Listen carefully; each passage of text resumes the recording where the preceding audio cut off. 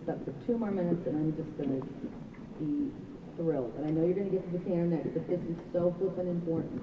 I don't care about the canter right now. Figure out your elbow. See how you were trying so hard to be still in your elbows that you were actually getting in your own way? Yeah. Pin them, yeah. And then you were losing the use of the best joint in your body for connection, which is the elbow joint. Super. Now, if at some point you would like to come, yes, a little shorter, but don't pull back. Don't pull back. Supple. Now, supple. And I always tell people, supple one rein and then shorten one rein. Then supple the other rein and then shorten that rein. Don't take them both at the same time.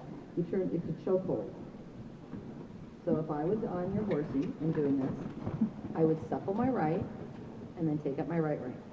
Then I would stabilize. And I would supple my left and take up my left rein and then stabilize. Does that make sense? And if it's too much, then you get that. But you understand what I'm trying. And you didn't have to shorten your reins. I was telling you how to shorten your reins. Do you follow what I mean? Your reins might have been fine, but I'm just saying don't go, oh my God, take them all up. Keep one, supple the horse first, get them where you like them, and then decide if you have to supple, elbows, elbows, elbows in the right. Yeah. There. And now pretend you're going to shorten your right rein. So supple the right, and then reach over, grab the end of the rein and slide it up. Yep. Now supple the left, and then reach over, and yeah, too fast. It's okay, that's okay. Supple down the right. But he's used to you shortening that left rein up like you're, yeah, that would be it. I didn't say that. But reach over and just touch the left rein without shortening it. So he gets used to the fact that you could bring your hands in that motion.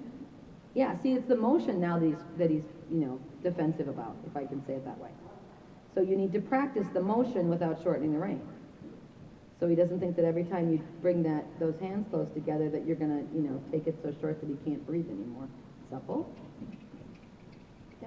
And then take the motion of the left hand towards the right, like you're going to shorten, but don't.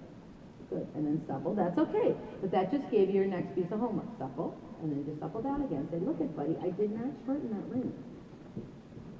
It's one of the reasons you will so seldom hear me yell about shorten your reins, because so many times we don't put the horse in the correct position before we shorten the reins. We shorten the reins, and then we try to put them in that place.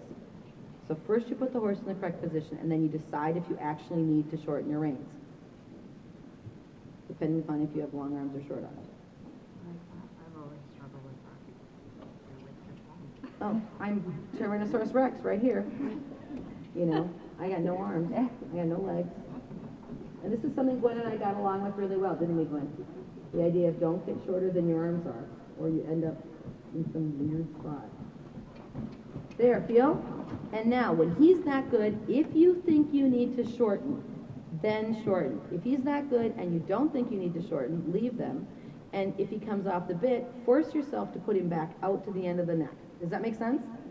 Rather than saying, if that makes sense. So if you're really, really good and you're in the contact and it gets not so good, check to see if the horse hasn't shortened its neck rather than do I need to shorten my rein.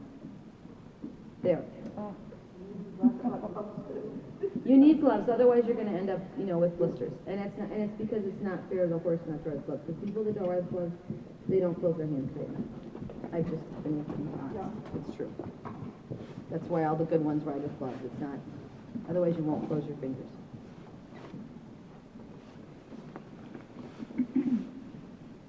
And a walk, not pulling. Super supple, just to do it. Get in the habit of coming to the walk and suppling. That's it.